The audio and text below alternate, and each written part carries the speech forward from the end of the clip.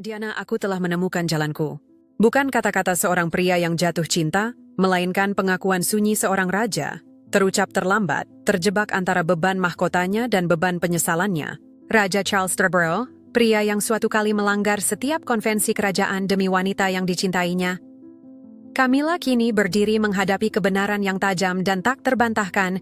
Ia memilih wanita yang salah. Kaset lama yang telah terkubur dalam waktu kembali ditemukan. Di atasnya, suara Diana. Lembut, rapuh, retak, seolah hantu dari dunia lain, menyampaikan pesan yang mengguncang jiwa sang raja hingga ke dasar. Tak ada lagi ilusi untuk melindungi, tak ada lagi alasan yang nyaman. Setelah segala sesuatu, Charles memutus hubungan dengan Camilla sepenuhnya, mencabut setiap hak istimewa yang pernah dilindungi oleh mahkotanya. Untuk pertama kalinya, dunia menyaksikan seorang raja bukan hanya mengakui kesalahannya, tetapi juga bertindak atas pengakuan itu.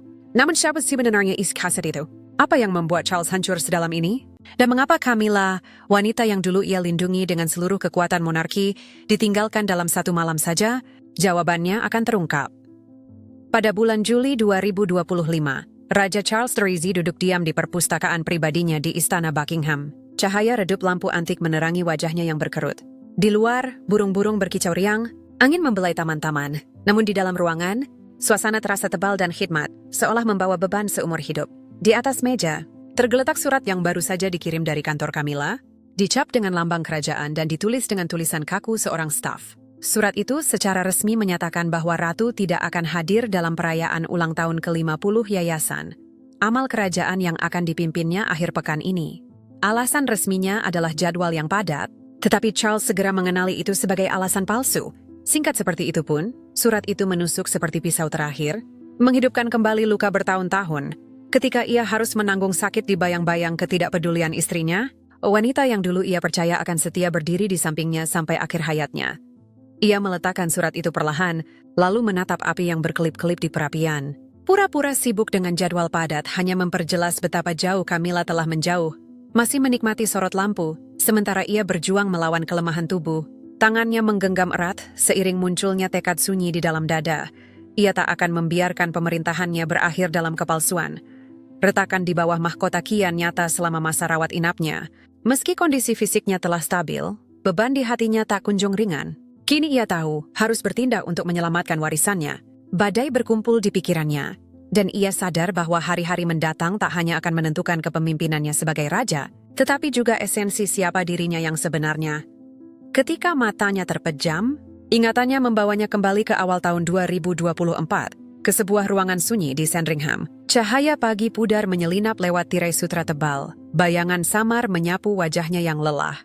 Dentuman mesin medis terus-menerus mengisi ruangan. Irama tak kenal belas kasihan seperti detak jantung yang hampir berhenti. Kanker telah menghancurkan tubuhnya, membuat setiap napas menjadi ujian. Namun, penderitaan itu ternyata lebih ringan dibanding luka akibat ketidakhadiran Camilla. Selama berbulan-bulan di rumah sakit, tak ada kunjungan, tak ada telepon, bahkan tak ada surat. Yang sampai kepadanya hanyalah laporan dingin tentang penampilannya yang gemerlap di acara-acara malam London, tersenyum sempurna di depan kamera atau berbincang privat dengan para penasihatnya soal masa depannya. Ia meraih album foto lama yang disimpan di meja samping tempat tidur. Jari-jarinya yang gemetar membalik halaman demi halaman. Setiap gambar terasa hidup seperti hantu cerah, namun menusuk sakit. Salah satu foto, diambil di Highgrove pada musim panas tahun 1987, menampilkan Diana berdiri di belakangnya. Senyumnya lembut seperti sinar matahari musim panas. Ia tak pernah mengincar mahkota, gelar atau sorot panggung. Yang ia inginkan hanyalah dia, Charles sang manusia, bukan Charles sang raja. Tapi ia berpaling, terpesona oleh bisikan dan godaan Camilla. Bahkan di ruang rumah sakit yang redup itu, bayangan Camilla tetap muncul, dingin, otoriter, selalu menuntut posisinya di tengah, mengingatkannya pada hak istimewa yang telah ia amankan lewat dirinya. Ia juga mengingat malam di Istana Kensington bertahun-tahun silam, ketika Diana berdiri di hadapannya, mata berkilauan air mata namun penuh tekad tak tergoyahkan. "Kau tak perlu memilih antara aku dan tahta, Charles," katanya suaranya rapuh tapi mantap. "Tapi jika kau memilih dia, kau akan kehilangan keduanya." Kata-kata yang dulu ia abaikan di bawah beban cinta dan tugas, kini bergema seperti nubuat, keras dan tak terhindarkan. Di malam-malam sepi rumah sakit itu, Charles menyadari bahwa ia telah dikhianati. Bukan hanya oleh istri yang telah ia korbankan segalanya, mulai dari kehormatan hingga keluarga hingga cinta Diana, tetapi juga oleh kebutaan atas pilihannya sendiri. Mundur ke tahun 2023, kunjungan resmi ke Korea Selatan tertulis dalam memori kerajaan, bukan sebagai kemenangan diplomatik, melainkan momen yang membuka celah dalam monarki. Camilla berdiri di samping ibu negara Korea Selatan. Wanita anggun dan bersinar yang senyum alaminya membuat setiap foto terlihat lebih cerah. Kamera di seluruh dunia cepat menangkap kontras itu. Camilla tampak kaku, matanya tajam penuh ketidaknyamanan, seolah berusaha menyembunyikan kegelisahan dalam. Mengenakan gaun hijau tua hasil rancangan rumah mode ternama, ia justru terlihat seperti artefak dari zaman lain, bukan sosok kerajaan modern.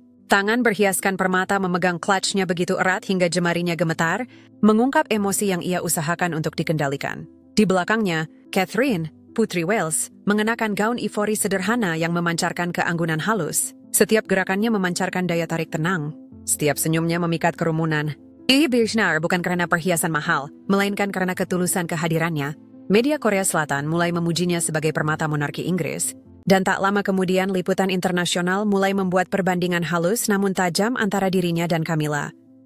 Dalam momen tak terduga, Camilla mendorong Catherine maju ke depan, menempatkannya di samping ibu negara, seolah ingin mencegah dirinya sendiri terkalahkan oleh cahaya yang lebih terang. Namun rencana itu justru berbalik. Pers Inggris meledak dengan judul-judul tajam, Catherine, wujud keanggunan. Camilla, simbol keputusasaan. Salah satu surat kabar menyindir. Ia berdiri di samping ibu negara Korea Selatan dan terlihat seperti patung dari abad lalu. Kata-kata itu menghantam dalam, membuat Camilla malu. Tak lama kemudian, di suite mewah Hotel Seoul, ia duduk membaca liputan-liputan itu dengan wajah dingin. Seorang staf setia bergumam, "Anda tetap ratu, yang mulia." Camilla memaksakan senyum tipis, tapi api kemarahan di matanya menceritakan kisah lain. Malam itu, di ruang pribadi yang dihiasi lukisan antik dan diterangi cahaya emas hangat, Camilla memanggil Catherine. Hening menggantung, seolah ruangan itu sendiri tengah mendengarkan.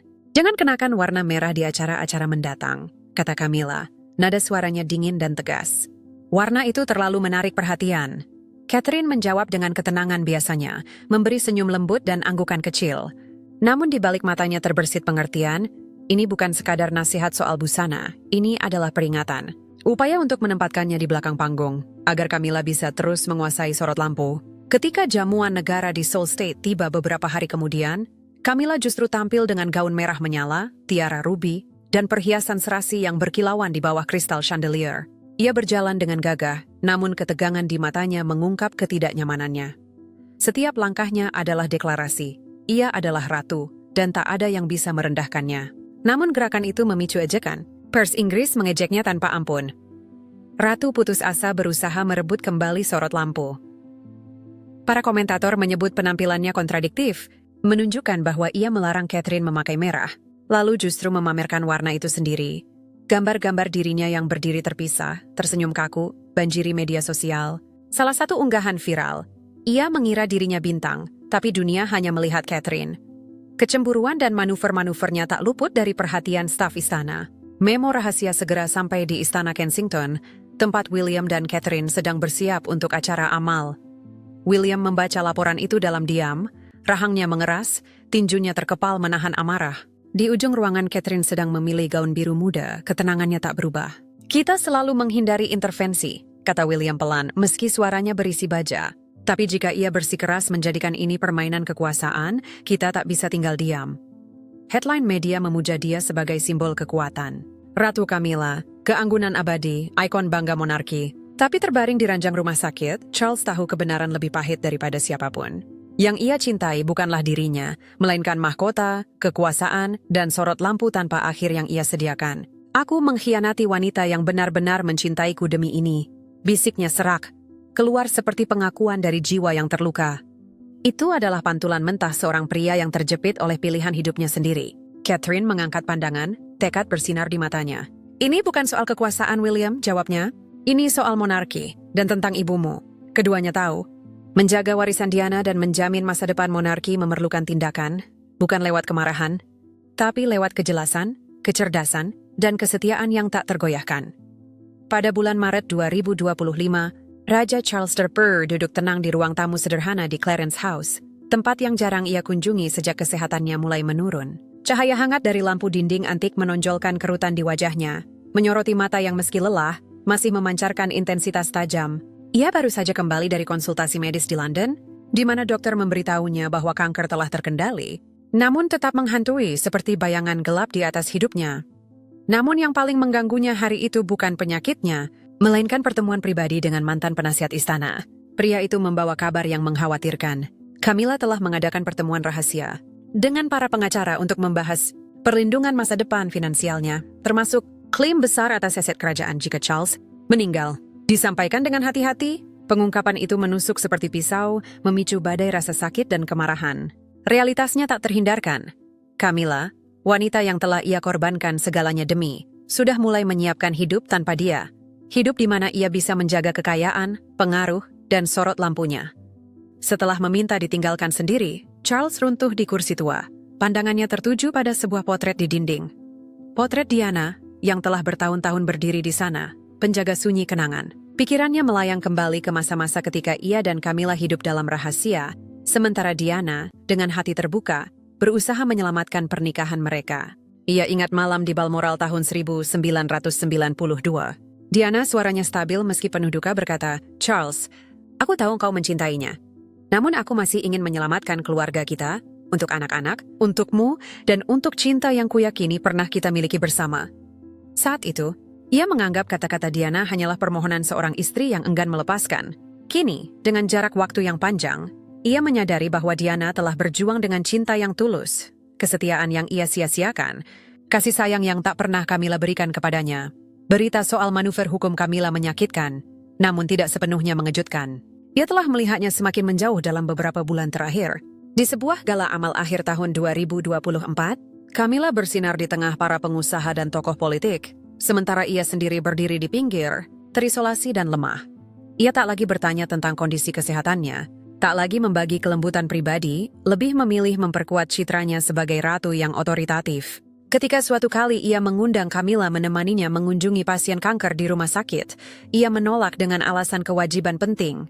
Namun surat kabar tak lama kemudian melaporkan kehadirannya di pesta mewah Mayfair malam itu. Charles sempat menganggap momen-momen seperti itu hanya salah paham kecil, tapi kini semua potongan itu membentuk mozaik yang jelas, pengkhianatan. Ia bangkit dan berjalan menuju mejanya, di mana sebuah buku catatan kecil terletak. Dibukanya matanya jatuh pada satu baris tulisan goyah, "Aku memilihnya, tapi inikah hanya memilih tahta?" Ditulis dalam putus asa. Kata-kata itu kini terasa bagai deklarasi kebenaran yang tak bisa lagi ia abaikan. Pikirannya melayang ke percakapan sebelumnya dengan William. Ketika putranya dia menatapinya dengan mata khawatir dan berkata, "Ayah, aku tak ingin ikut campur, tapi aku khawatir ia tak lagi menempatkan keluarga sebagai prioritas." Saat itu, Charles mengabaikan peringatan itu. Kini, dengan kejelasan pahit, ia menyadari William telah melihat apa yang selama ini ia tolak akui. Didorong oleh amarah dan duka, Charles meraih telepon dan menghubungi penasihat hukum terpercayanya. Suaranya gemetar, namun nada bicaranya tegas. "Atur pertemuan dengan tim hukum kerajaan. Aku ingin segalanya ditinjau ulang, peran Camilla, wasiatku, semuanya." Ketika penasihatnya bertanya hati-hati apakah ia yakin, Charles menjawab mantap. "Aku sudah membiarkan tipuan ini berlangsung terlalu lama. Ini berakhir sekarang." Ia menutup telepon dan mengangkat pandangan kembali ke potret Diana. Di saat itu, seolah-olah Diana menatapnya, bukan dengan celaan, melainkan dengan belas kasihan sunyi. Ia tahu tak mungkin mengubah masa lalu, tapi ia masih punya kuasa atas masa depan. Ia tak akan membiarkan Camilla lagi memanfaatkan monarki, atau membiarkan ambisi Camilla mengotori warisannya, dan warisan Diana. Pada pagi hari di bulan Mei 2025, hangat pertama musim panas menyusup lewat pepohonan di Sandringham, melembutkan kesunyian berat yang menghuni ruang sakit Raja Charles Terderbau. William masuk pelan, wajahnya tenang namun teguh, membawa kotak kulit tua yang telah halus oleh usia.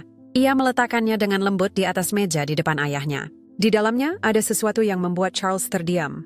Sebuah kaset dari hari-hari terakhir Diana, disertai catatan tulisan tangannya yang rapuh. Untuk Charles, Dishkaki butuh kebenaran. Suara William, tenang namun penuh tujuan. "Kau termecah hening. Kau rasa kau perlu mendengarkan ini, ayah," katanya, seolah mengembalikan kepadanya sepotong masa lalu yang telah lama ia kubur. Tangan Charles gemetar saat mengangkat kaset, denyut nadinya berpacu cepat. Dengan bantuan staf, ditorpanikannya. Ruangan dipenuhi suara Diana, lembut namun syarat duka. "Charles, jika kau mendengarkan ini, mungkin kau akhirnya melihat. Kau pantas memiliki seseorang yang mencintaimu apa adanya. Bukan karena mahkota. Ingatlah ini, dan lindungi anak-anak kita. Meski puluhan tahun telah berlalu, kata-katanya menusuk seperti pisau, merobek ilusi terakhir tentang Camilla. Tinjunya mengeras, air mata mengalir diam di pipinya. Untuk pertama kalinya dalam bertahun-tahun, ia merasakan ketulusan cinta Diana, jenis cinta yang dulu ia abaikan. Kaset itu, seperti nubuat yang berbisik dari masa lalu, memaksanya menghadapi kebenaran kejam. Camilla menempel pada kasih sayangnya hanya untuk mengamankan posisinya, sementara Diana memberikan segalanya demi melindungi keluarga mereka. Inilah titik patahnya. Charles tak bisa lagi berpaling dari fakta bahwa Camilla telah memanipulasi monarki demi keuntungan pribadi, sementara Diana berjuang mati-matian untuk menyelamatkannya. Ia memanggil tim hukum kerajaan dan menggelar pertemuan pribadi di Istana Buckingham. Ruangan yang berat dengan potret-potret monarki masa lalu dan diterangi kristal chandelier yang berkilau, menjadi tegang saat ia berbicara. Meski tubuhnya lemah, suaranya mengandung baja. Singkirkan Camilla dari seluruh tugas kerajaan. Catherine, Putri Wales, akan menjadi sosok perempuan utama dalam monarki. Para pengacara saling berpandangan canggung, menyadari besarnya permintaan yang diajukan. Seorang penasihat senior berbicara hati-hati. Yang mulia, damage-nya sangat besar. Namun Charles memotongnya. Matanya menyala dengan campuran rasa sakit dan pemberontakan. Catherine mewujudkan martabat dan ketulusan yang dibutuhkan monarki kita. Camilla tidak. Perintah itu dirahasiakan dari publik. Namun suasana di dalam istana mulai berubah. Di lorong-lorong panjang Buckingham, bisikan-bisikan mulai beredar. Sekutu-sekutu Camilla diam-diam diberhentikan. Beberapa di antaranya mengemasi barang-barang mereka dalam hening, menghindari tatapan satu sama lain. Di Clarence House, Camilla sendiri merasakan tanah di bawah kakinya mulai bergoyang. Sendirian di kamarnya, ia berdiri di depan cermin tinggi. Refleksinya bukan lagi ratu yang percaya diri, melainkan seorang wanita yang tergores kekhawatiran. Di atas meja tergeletak tiara rubi, batu-batunya menangkap cahaya saat jemarinya menyentuhnya. Aku telah memberikan segalanya untuk ini, bisiknya, suaranya tipis dan kosong. Permata-permata itu tak menjawab, hanya memantulkan kebenaran keras yang telah lama diramalkan Diana. Kebenaran yang kini naik ke permukaan. Sementara itu, di Istana Kensington, Catherine bersiap mengambil alih perannya yang baru. Dengan kecerdasan tenang dan keanggunan halus, ia mulai bertemu dengan para penasihat kerajaan, tak pernah berusaha menyalip Camilla, namun secara alami memancarkan kehangatan dan keaslian yang selalu hilang dari Camilla. Pidatonya, kenyamanannya bersama publik, dan kasih sayang lembutnya pada cucu-cucu Charles, berbicara lebih banyak tanpa usaha.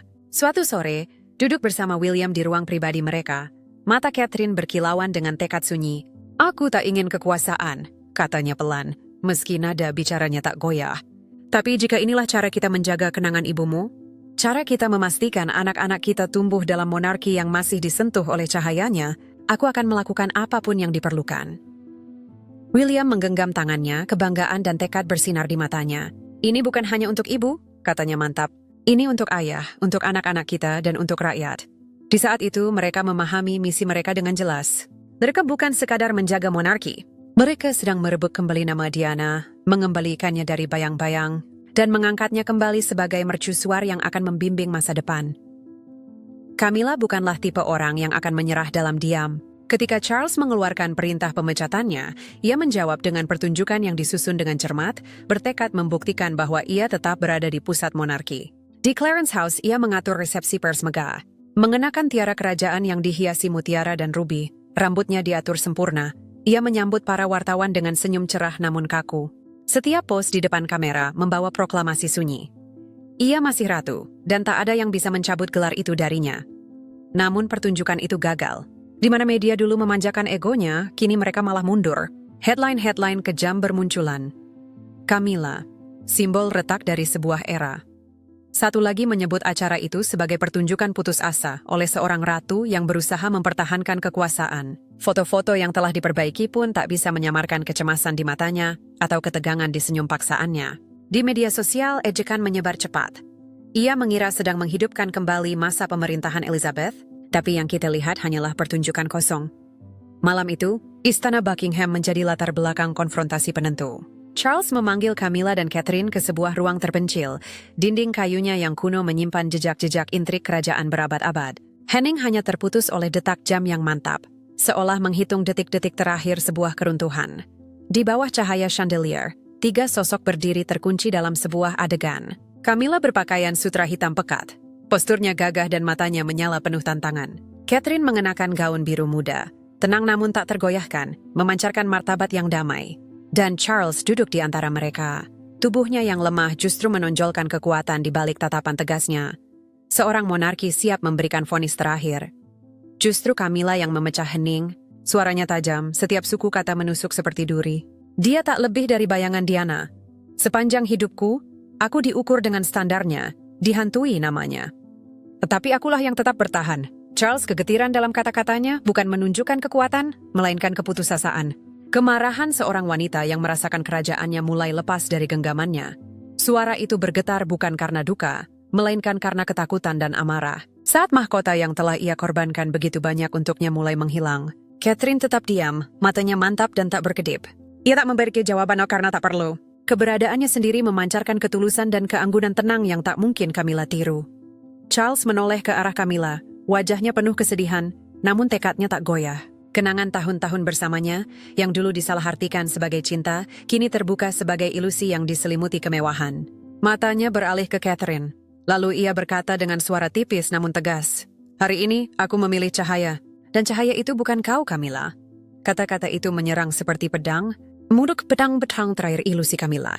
Ia membeku, warna wajahnya memudar, bibirnya terkatup rapat sambil berjuang menahan gelombang emosi. Akhirnya ia berbalik, langkahnya goyah.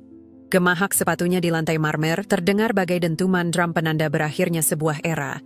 Untuk pertama kalinya ia menyadari bahwa ia bukan hanya kehilangan kekuasaan, tapi juga hati yang selama ini ia anggap miliknya. Catherine kembali ke istana Kensington, di mana William telah menunggu. Duduk di sampingnya, ia menggenggam tangan erat, suaranya gemetar. "Aku tak pernah menginginkan ini, William. Aku tak pernah ingin berdiri di tengah pergumulan ini." Namun meski emosinya mengalir, matanya berkilauan dengan tekad. William menggenggam tangannya, ekspresinya tenang, penuh keyakinan. "Ini bukan hanya untuk ayah," katanya. "Om melakukannya untuk ibu, untuk monarki, untuk rakyat. Kaulah yang dibutuhkan kerajaan ini." Catherine mengangguk. Dan pada saat itu, ia menyadari bahwa ia sedang memasuki peran baru. Bukan lagi sekadar seorang putri, ia menjadi simbol zaman baru. Zaman yang didefinisikan oleh belas kasih, tugas, dan ketulusan. Warisan persis seperti yang ditinggalkan Diana. Charles tahu, mengeluarkan Camilla dari tugas kerajaan hanyalah permulaan. Penebusan membutuhkan lebih dari hukuman. Ia harus membangun kembali apa yang telah ia rusak. Ia tak ingin pemerintahannya dikenang sebagai cerita konflik dan perpecahan, melainkan sebagai kelahiran ulang yang terlambat. Kembalinya pada nilai-nilai yang pernah ia tinggalkan. Di ruang studinya di Istana Buckingham, dikelilingi rak-rak kayu oak tinggi yang penuh catatan berabad-abad, ia mengumpulkan tim hukum kerajaan. Meski melemah oleh bulan-bulan sakit, kata-katanya membawa otoritas seorang raja yang bertekad membentuk masa depan monarki. Ia memerintahkan agar wasiatnya ditulis ulang, keputusan yang mengguncang fondasi istana. Camilla sepenuhnya dikeluarkan dari harta pribadi dan warisan pribadinya, tindakan tanpa presiden dalam sejarah kerajaan modern. Sebagai gantinya, William dan Catherine diangkat sebagai pengawas aset-aset kerajaan untuk generasi mendatang, menjaga monarki melalui rasa tanggung jawab dan belas kasih mereka. Yang paling penting, Charles memerintahkan pemulihan Yayasan Amal atas nama Diana, yang secara langsung disahkan olehnya, bertujuan membantu anak-anak kurang beruntung, mendukung korban perang, serta meningkatkan kesadaran akan kemiskinan dan kesehatan mental. Ketika bisikan soal wasiat baru itu beredar di dalam istana, ia menyebar seperti gempa sunyi. Para pelayan menurunkan suara saat melewati kantor Camilla. Salah satu penasihatnya yang tersisa menyarankan untuk menantang keputusan itu di pengadilan. Namun tim hukum kerajaan segera membungkam gagasan itu. Merasakan kerentanannya, Camilla mencari sekutu lama dari era Ratu Elizabeth II, berharap mereka akan kembali melindunginya. Namun lorong-lorong kekuasaan yang dulu menyambut pengaruhnya kini tertutup. Bukan karena takut, melainkan karena semua orang tahu, masanya telah berakhir. Camilla, yang dulu sosok dominan, kini menjadi bayangan dirinya yang lama. Sendirian suatu malam di Clarence House, ia duduk di bawah cahaya redup lampu meja, gelas anggur bergetar di tangannya. Di depannya ada cermin, namun ia tak sanggup menatap pantulannya sendiri. Untuk pertama kalinya Harry menghadapi kesepian yang selama ini Charles rasakan di sampingnya. "Aku melakukan segalanya demi mahkota," bisiknya ke dalam hening. Namun tak ada jawaban, hanya kebenaran kosong bahwa tak seorang pun lagi mendengarkan. Charles, sementara itu menemukan ketenangan dari peluang untuk memperbaiki segalanya. Di hari-hari terakhirnya, ia mulai menulis surat-surat kepada anak-anaknya, terutama William. Di atas kertas resmi kerajaan, dengan tangan yang gemetar ia mengaku, "Anakku, aku salah memilih kekuasaan di atas cinta. Lindungi Catherine, dialah cahaya monarki ini." Bukan hanya permohonan maaf, melainkan seruan seorang ayah kepada pewarisnya, mengingatkan agar jangan mengulangi kesalahan yang sama. Seringkali Charles duduk sendiri di perpustakaan Sandringham, membuka album foto Diana, senyumnya bersama anak-anak, kehangatannya pada orang asing. Setiap gambar mengingatkannya pada nilai-nilai yang pernah ia khianati. Membangun kembali Yayasan Diana menjadi cara baginya untuk membawanya kembali. Meski hanya dalam roh, ia mengawasi setiap detail.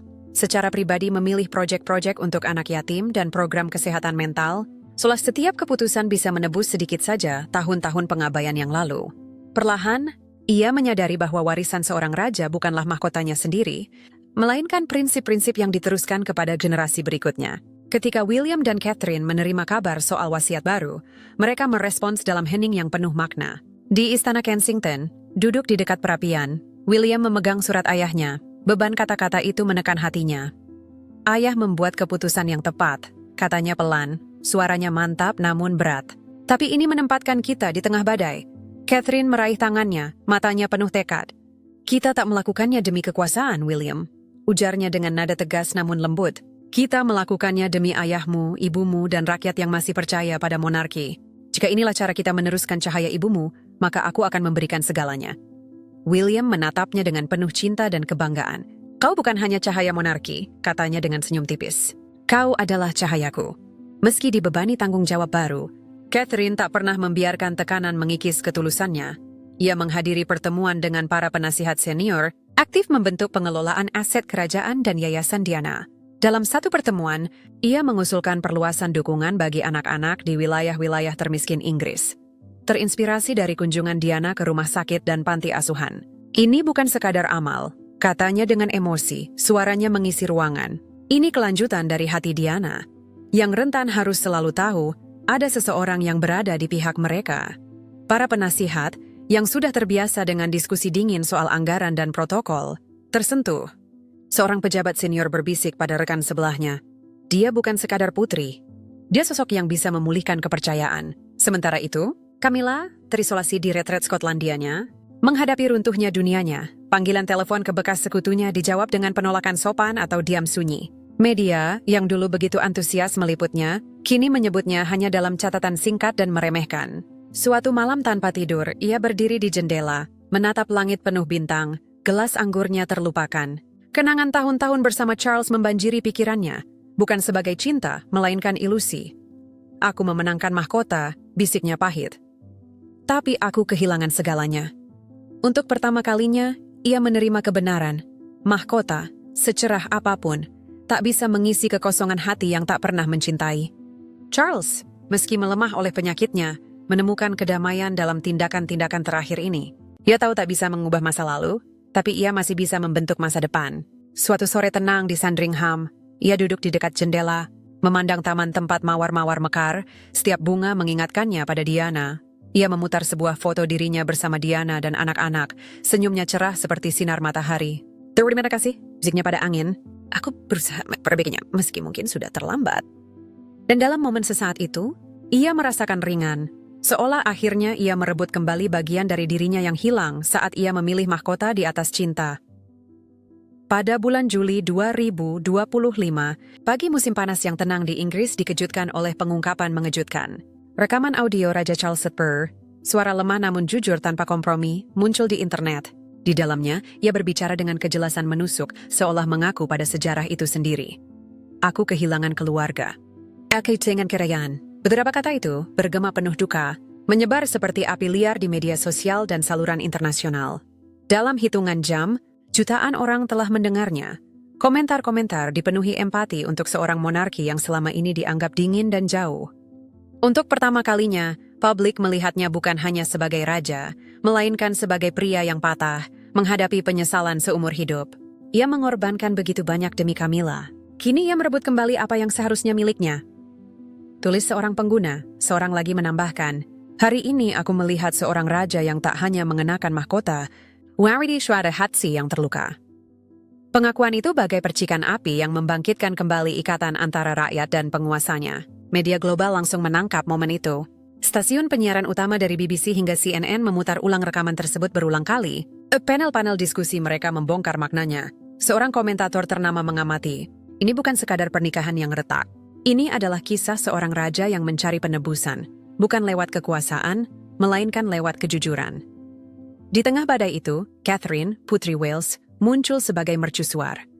Tampil di konferensi persemakmuran di London, ia mengenakan gaun biru sederhana yang memancarkan kemuliaan halus. Berdiri di depan ratusan delegasi, kata-katanya tegas namun penuh perasaan. Aku tidak di sini untuk menggantikan siapapun. Aku di sini untuk meneruskan nilai-nilai kebaikan yang pernah dilupakan. Ruangan meledak dalam tepuk tangan, dan di seluruh Inggris, penonton merasakan perubahan. Untuk pertama kalinya dalam puluhan tahun, monarki tampak bukan didefinisikan oleh kemegahan, melainkan oleh ketulusan dan harapan.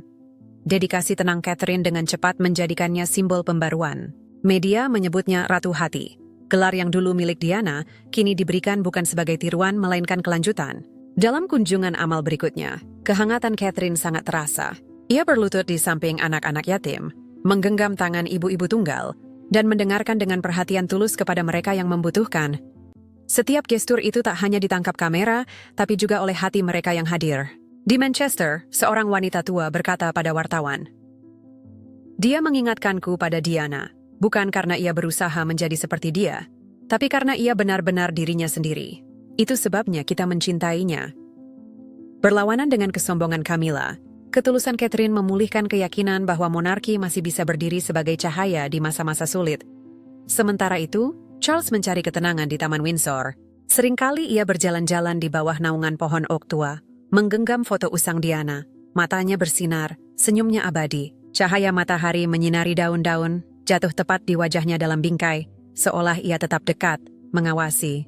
Dalam kesunyian, Charles berbisik ke udara. Mungkin kesalahan terbesarku adalah mengabaikan hatiku sendiri.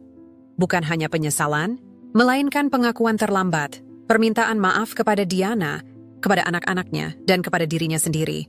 Angin sepoi-sepoi menggerakkan mawar di sekitarnya, dan dalam harumnya, ia merasakan kehadirannya, bukan dalam kata-kata, melainkan dalam kenyamanan sunyi. Senyum tipis muncul di bibirnya, dan untuk pertama kalinya dalam bertahun-tahun, ia merasakan kedamaian. Di hari-hari berikutnya, Charles mencurahkan energinya untuk menulis surat-surat bagi anak-anaknya, terutama William dan Harry. Kepada William, ia menulis, "Anakku, aku salah membiarkan ambisi membutakanku. Lindungi Catherine. Jangan pernah lupa pelajaran ibumu." Ini adalah wasiat terakhir seorang ayah, bukan permata atau gelar, melainkan seruan untuk menjaga cinta dan tugas di atas segalanya. Meski kondisi kesehatannya semakin melemah, Charles secara pribadi mengawasi Yayasan Diana, memastikan bahwa ia mendukung isu-isu yang paling dekat dengan hatinya. Anak-anak rentan, korban perang, dan advokasi kesehatan mental. Ini bukan sekadar amal. Katanya kepada para penasihatnya, suara tipis namun teguh. Ini cara kita membawa kembali cahaya Diana ke dunia. Camilla, sementara itu, lenyap dari panggung publik. Ia mundur ke perkebunan Skotlandianya, tempat kamera tak lagi mengikuti. Surat kabar mengurangi keberadaannya menjadi catatan dingin di pinggir halaman. Ratu yang dulu berpengaruh kini menjadi bayangan sejarah. Sendirian dalam sunyi pengasingannya, ia menghadapi kekosongan mahkota yang telah ia perjuangkan. Suatu malam berbintang, gelas anggurnya terlupakan di sampingnya. Ia menatap langit luas dan berbisik pada dirinya sendiri. "Aku memenangkan tahta, tapi aku kehilangan segalanya." Kata-kata itu bergema dengan kebenaran pahit. Ia telah memperoleh gelar dan permata, namun tak satu pun bisa mengisi kekosongan hati yang tak pernah mencintai. Rakyat Inggris, sementara itu, bersuara lebih keras dari sebelumnya. Jajak pendapat menunjukkan dukungan luar biasa untuk William dan Catherine. Sementara citra Camilla memudar ke dalam kelam, gerakan melanda platform media sosial, bertanda keadilan untuk Diana, bukan untuk mencela Camilla, melainkan untuk menghormati nilai-nilai abadi Diana. Belas kasih, ketulusan, dan cinta. Charles meski tak lagi tampil di depan publik, merasakan perubahan itu dalam gelombang surat-surat yang sampai ke istana. Salah satunya ditulis seorang anak sekolah dari Liverpool. "Yang mulia, terima kasih telah memilih cahaya. Kami bangga padamu." Kata-kata sederhana itu memberinya kenyamanan yang lebih dalam daripada apapun yang bisa diberikan mahkota. Saat matahari tenggelam di atas Windsor, Charles berdiri sekali lagi di taman, foto Diana di tangannya. Langit senja bersinar dalam nuansa emas dan mawar, seolah langit sendiri menjadi saksi. Ia tahu waktunya hampir habis, tapi hatinya tak lagi terbebani. Ia telah memulihkan cahaya Diana, bukan hanya untuk monarki, tapi untuk bangsa. Dengan senyum lembut, ia mengangkat pandangan dan berbisik, "Terima kasih." Diana, aku telah menemukan jalanku. Bagaimana pendapat Anda tentang perjalanan Raja Charles dalam menghadapi kesalahannya dan menebus cinta yang hilang dari Diana? Apakah ketulusan Catherine cukup untuk membawa cahaya bagi monarki Inggris sebagaimana Diana dulu lakukan? Bagikan pikiran Anda di kolom komentar. Jangan lupa like, share, dan subscribe untuk konten selanjutnya.